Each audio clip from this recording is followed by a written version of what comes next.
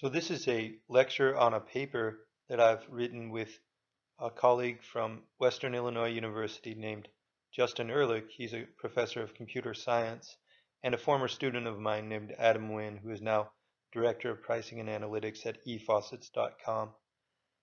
The paper is titled Around the World, Rating Men's Professional Basketball Player and League Quality by Estimating Player Win Value Changes Across Leagues. So let's introduce this topic and motivate why we would want to study this formally. Predicting player performance across men's professional basketball leagues is a complex but vital aspect of contemporary personnel scouting.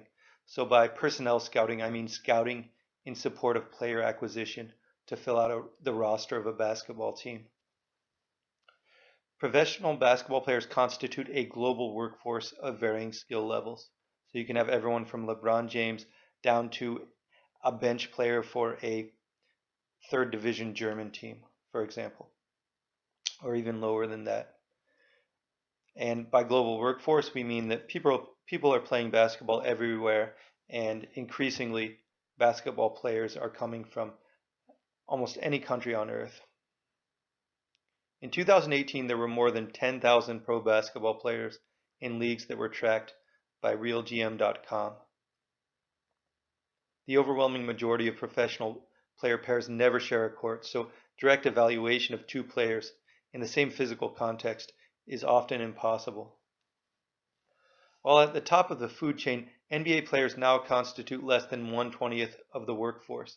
So whereas in the 1980s, if someone said they were a professional basketball player, you might assume that they played in the NBA. That's becoming less and less a safe assumption. In fact, NBA players are just a small slice of the professional basketball player pie globally. Often we observe that player performance predictions are made intuitively by traditional scouts without any analytic support. This is almost always the case outside of the NBA. Traditional scouts are an important aspect in sorting players into ability-appropriate leagues, but they are often projecting a player up or to a higher league than that which they've ever played in. So this is what we call in statistics out of sample prediction, and it's a very difficult thing to do. For example, NBA Summer League player invitations are routinely given to players who, in the end, are not able to remain even in a first division domestic European league. Beyond the NBA, there are many booms and busts in professional basketball each year. So this isn't just an NBA phenomenon. This is up and down the professional basketball landscape. As such, we have a noisy player labor market with frequent mismatch and turnover. Particularly in international basketball leagues, it is a Wild West style labor market. One EuroLeague team overhauled 14 of its 15 roster spots in a single off-season. Such events make even Danny Ainge appear conservative. So imagine that you're a fan of this team. They finished their season in April, and then 5 months later, you go to the season opener, and there's only one player on the previous year's team that's suited up. So it's probably difficult to maintain fan engagement and loyalty under such conditions. Analytic tools that are reliable are needed to support scouts and coaches in their frequent projections of players across leagues. These tools must be universal to accommodate leagues of different styles and competitive levels. So we can't have something that's just appropriate to predict how NBA superstars will play when they move teams or something to this effect. We have to have something that can move up and down the professional basketball landscape. Information from such tools can help teams, players, and fans achieve stability. The prior literature has given us some stylized facts about professional basketball leagues. So we have some understanding as to the hierarchy of men's professional basketball. Previous objective and subjective ratings provide the following consensus. Well, I think the most obvious result is that the NBA has the highest competitive level of play to a degree that it is often considered a singularly dominant league around the world. The EuroLeague and Spanish ACB, which are partly interconnected, are likely silver and bronze respectively.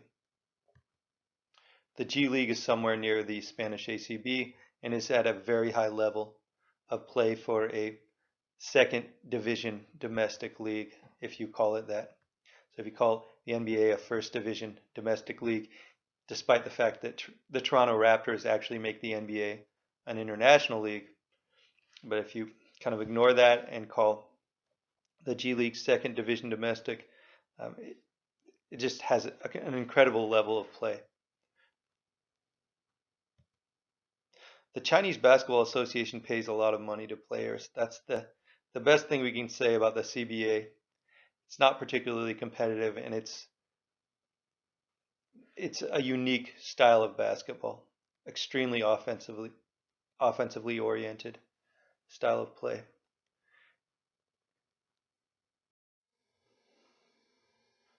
Leading international basketball analyst Fran Fraschilla selected and ranked the top 12 men's basketball leagues in the world outside of the NBA, and most recently he did this in 2017. So ranking leagues is central to projecting players across leagues, so we should consider his ranking list as important to understanding how players will adjust from league to league. Fraschilla's list, well, he implicates the NBA as the top league, which I don't think anyone would argue with that. And then he lists in order the EuroLeague, Spanish ACB, Turkish BSL, VTB United, German BBL, Italian First Division, French First Division, Adriatic League, Greek First Division, Australian First Division, Lithuanian First Division, and the Chinese Basketball Association as the top leagues in the world.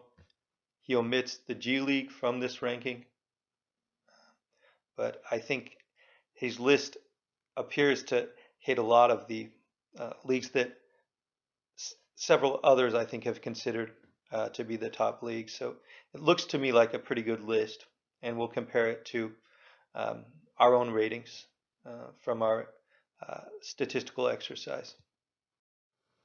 Fraschilla rates quality of play in the league rather than quality of NBA prospects from the league. This is an important distinction, and we're actually interested in quality of play across leagues. So it's very convenient for the present study that Fraschilla rates in this way.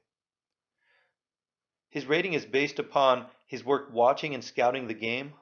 One might call this list a subjective ranking from an expert practitioner. He concludes in his article in which he lists his ratings, quote, "And while the NBA remains the best basketball league in the world by a good distance, the gap between Adam Silver's league and professional leagues around the world grows smaller." So we'll look at this quote with respect to our own results later on. Lane Vashro in 2015 for the basketball analytics site Nylon Calculus, now called the Step Back, he creates a fixed effects, regression-based projection tool to rank the men's pro basketball leagues across the globe in terms of standard errors of distance between one league and the next. He uses fixed league effects and takes advantage of player movement across leagues to measure change in quality of play across the league. So if you're not aware of fixed effects, that's fine. It's just a way to measure competitive effects and differences in competitive effects across leagues.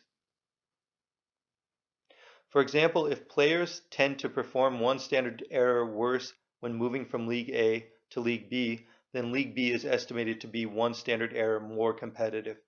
It's players are experiencing a drop-off from A to B, so B is that much more competitive. A potential problem is that not all leagues are connected directly. In a given year, for example, players don't typically move from French third division play to the NBA or vice versa. So probably the likelihood that a French third division player moves directly up to the NBA is less than the likelihood that I move to the French third division. It's just so low. About this, Vashro states, I may not know how a player from the Georgian Superliga does in the NBA, but I know how he performs in Eurobasket, and from the fixed effects above, I have an estimate for how Eurobasket performance translates to the NBA. The average increase or decrease in value between the Georgian Superliga and Eurobasket gives me one estimate of competition value by simply adding that difference to the original estimated value for Eurobasket. So he uses intermediate leagues to indirectly connect the top leagues to the bottom leagues. And that's what you're able to do with an empirical approach like fixed effects regression.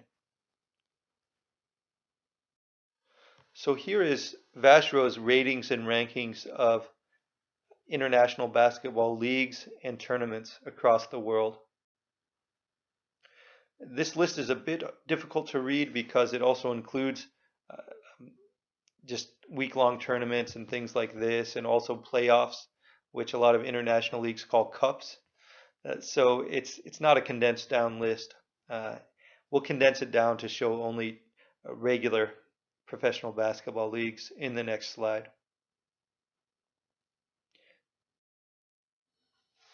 So if we filter down Vashro's list, we see a great deal of consistency between his list and Fraschilla's list. Here's Vashro's filtered ranking: NBA, EuroLeague, Spanish ACB, G League, Italian First Division, VTB United, Adriatic League, Australian First Division, Turkish First Division, French First Division, German BBL, or German First Division. One limitation of these ratings and rankings is that they give us no intuitive estimate as to how a player's value will change from league to league. So we just know that the NBA is better than the EuroLeague, so the player is expected to have a drop-off if he moves from the EuroLeague to the NBA. We don't know how much of a drop-off from these estimates. In player evaluative terms, what are the magnitudes of the differences between these top leagues in terms of level of competition and expected player value adjustment when changing leagues? That's the question we want to answer through the present study. Also, how do lesser men's professional basketball leagues compare both ordinally and cardinally? So ordinally means in terms of their ranking or order. Cardinally means in terms of just how much of a competitive gap is there between, for example, the NBA and EuroLeague, or the EuroLeague and the Israeli Super League, or any two or more leagues that we want to compare. Let us talk a bit about methodology. In the present study, we estimate and project player win probability value changes when moving from league to league. Win probability for each player season was estimated according to an adaptation of the Pythagorean expected win likelihood model. A player's offensive rating and defensive rating each serve as inputs, and the optimal coefficient for each league in each season was estimated at the team level by log transforming the Pythagorean model and applying ordinary least squares. So these are some modeling points. I think the important takeaway is that we're using offensive rating and defensive rating for a player and the context in which they contributed those ratings, which league were they in, to understand how win valuable that player was. For example, let us suppose that the optimal Pythagorean model for a given league in a given season is estimated from team data to be, well, the expected win proportion equals offensive rating to the 15th divided by offensive rating to the 15th plus defensive rating to the 15th. So if this is our model for a league, our model of player win value, then a player with an offensive rating of 116 and a defensive rating of 103 has an expected win proportion value of 0.86. So this would be an elite player for that league. And actually, these are LeBron James' career offensive and defensive ratings through 2017-18 in the NBA. A potential critique of our methodology goes as follows. Why are we using an adapted Pythagorean expected wins model to estimate player win value? Well, offensive rating and defensive rating are available at both team and player levels with a similar interpretation and scale. The model can be fitted at the team level for a league and then applied to the player level. So we can understand how important offensive and defensive ratings are to winning at the team level, because we know how often a team wins, we know the team's offensive rating, and we know the team's defensive rating. Okay, so we can know how important these variables are to winning and get the right exponent for the model, and then we can apply that back to the player level offensive and defensive ratings to understand player win value. Recall that adjusted plus minus measures, which rely on the asymptotic property of consistency, are only available for the NBA. Most international leagues play between 30 and 50 games per season, so we don't get a large enough sample to apply the adjusted plus minus methodology. ESPN does not even report NBA real plus minus values until after the midpoint of the season. In past years, at least, they haven't.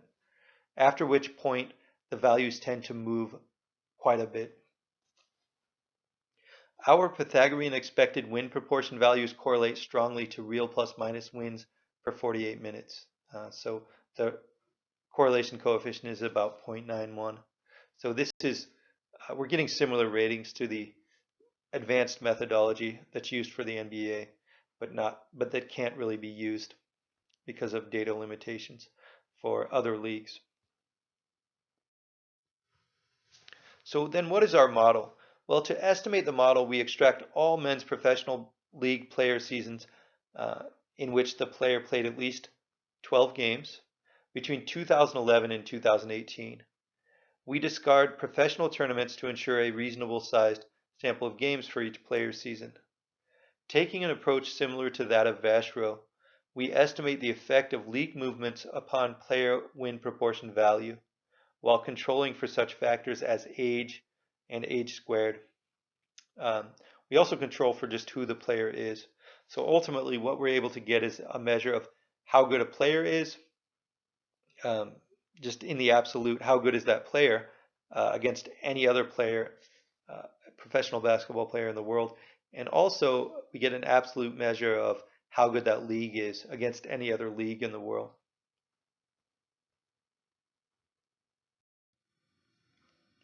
Taking advantage of frequent player cross-league movements, we estimate results using almost 59,000 player seasons across 77 men's professional basketball leagues. Data was sourced from RealGM, Sports Reference, and Synergy Sports database to form a rich data set toward novel characterizations. Estimation and inference were done using Stata. Visualization was done in Tableau and R, in both Tableau and R. Queryable database tool was created in R Shiny. Shiny is the package that was used in R. Table 1 presents rank ordered league quality fixed effects estimates. So we see something pretty similar to what Vachereau and Fraschilla rated and ranked before. NBA followed by EuroLeague, Spanish ACB, Spanish PBL, G League, VTB, Turkish First Division, Italian First Division, French First Division, Australian First Division, German First Division, Israeli First Division, Adriatic League, Baltic League, and Greek First Division are the top 15. But we also see in the second column, we have ratings of just how competitive the league is in terms of how much would a typical player drop off in win probability value terms from a reference league or a near median league, which is the Venezuelan LPB, to that league. So what these fixed effects estimates are saying is that if a player moved from the Venezuelan First Division to NBA, they would drop off in terms of win probability by an estimated 0.43 win probability points on average. Moving from Venezuela to the EuroLeague, the drop off would be about 0.37. From Venezuela to the Spanish First Division, 0.29, to the now defunct Russian First Division, 0.28. So that was a very good league, and it was actually absorbed into the VTB United, which is 6th on this list, and so on. But the interpretation is, if you move from Venezuela, which is it's very close to the middle of all professional leagues. If you move from Venezuela to that league, by how much would your performance drop off in win probability terms? And if this value starts to be positive at the bottom of the list, the bottom half of the list, so if this fixed effect value is positive, then it is no longer a drop off but a gain. You would gain win probability points when moving from Venezuela to a bottom half league. Here are some histograms. We have projected EuroLeague player win value. So this is the histogram, or a frequency distribution of any professional basketball players, any and every professional basketball player's win value if they were to play in the EuroLeague. So we see on the left tail, a lot of players would have negative value in the EuroLeague. They're not cut out for the EuroLeague. They're not high enough ability for that level of play.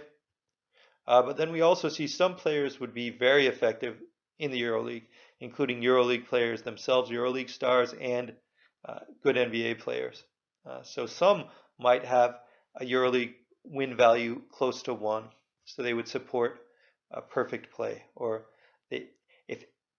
I guess the best interpretation is, if they had teammates that were as win productive as them at every position for every minute of play, then that team would go undefeated. That's the interpretation of a player win value of 1. So probably if LeBron James had teammates that were equally productive as him in the EuroLeague, then that team would go undefeated, for example.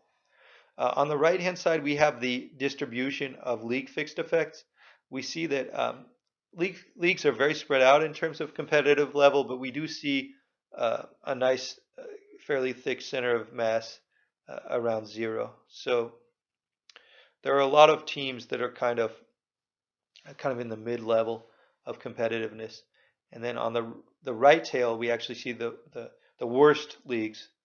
And then on the left tail, we see some of the best leagues, including the NBA and EuroLeague. But there aren't many on the tails. So most leagues are kind of around the Venezuelan league in terms of competitive level.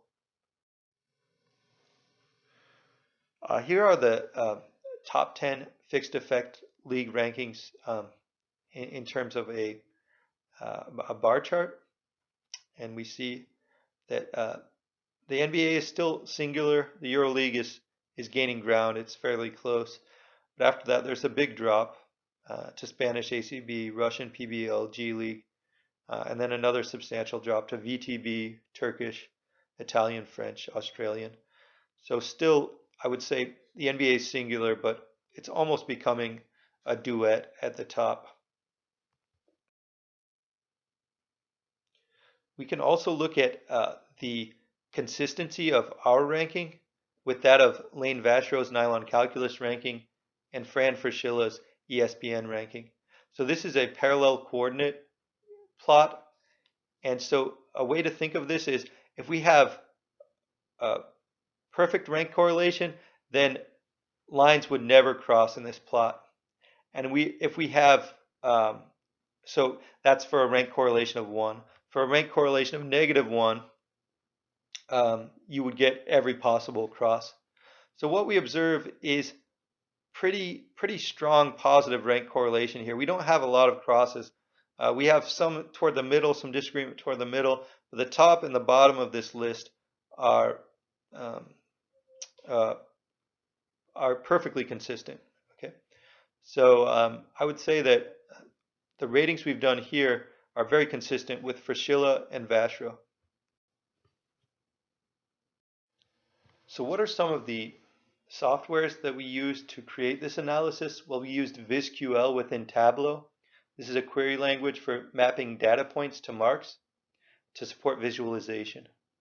Tableau uses a visual editor that generates the queries with simple drag and drop functions. We used a hyperdata engine. This allows for the real-time analysis of large amounts of data, parallelism, and dynamic code generation. Some connections between softwares. We used kind of integrated some functions of SQL, AWS, CSVs, R, Python to create the analysis. And we also used Tableau Public to display some of these visualizations. This is an easy way of sharing visualizations. Tableau Online is free but has limitations. Tableau Desktop is full-featured and is free for academic use. In this directed graph plot, league relationships or hierarchies are represented via a directed graph of player movements. Color-coded edges or nodes indicate the player's origin league. Edges travel from origin league to direct destination league, or the next league that the player played in. Leagues are taken from Priscilla's original list. And we observe that there's a strong and heavy connection, two-way connection between the EuroLeague and Spanish ACB because they share many teams. They play a concurrent season. We also observe that there's a fairly strong connection from the Chinese CBA, or the Chinese Basketball Association, to the NBA. This is because the CBA has a shortened season, so some players are able to move from the CBA into the late season NBA on 10-day contracts, for example. We also observe strong relationships two-way between the Lithuanian LKL and the VTB United, and through the EuroLeague and some of its subsidiary domestic leagues.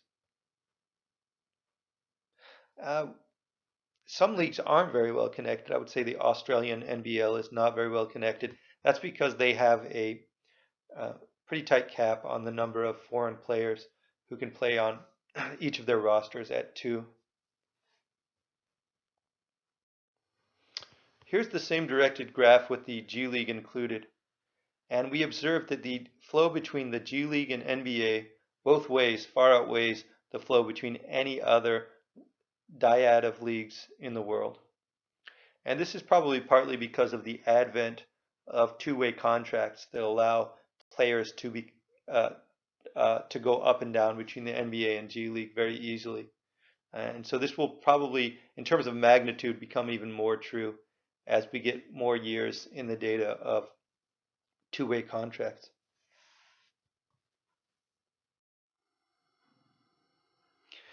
We can look at heat maps to show how interconnected two leagues are. So on the vertical axis of this heat map, we have the from league.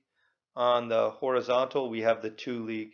And we observe really the same sorts of results that we observed in the directed graph. Namely, on the right, where we have the G League included, we observe extreme codependency between the NBA and G League, and or from the G League to the NBA and from the NBA to the G League. On the left, we can kind of see some of the other textures a little better because the NBA G League dyad just really throws off the scale. Okay, so looking on the left, we can look at some of the other relationships. EuroLeague and Spanish ACB, EuroLeague and Turkish BSL, EuroLeague and VTB United. Both are strong relationships two-way. And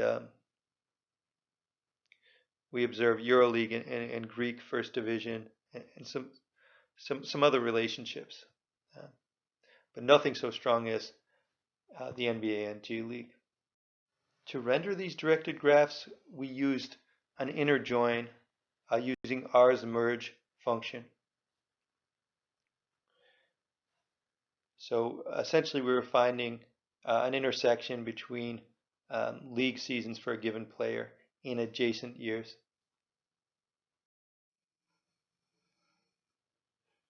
Here's some of the code we used to make the directed graphs and heat maps.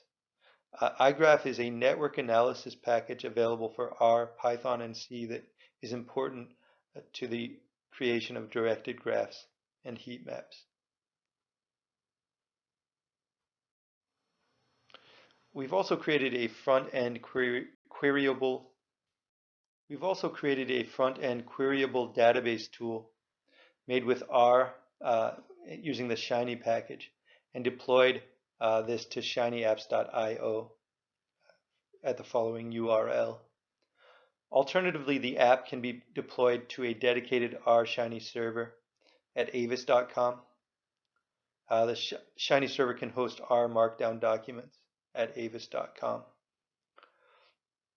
Shiny can be used to make interactive notebooks using R, an open source R package that outputs to HTML, CSS, and JS, similar to what Stephen Wolfram calls computational essays or computable documents.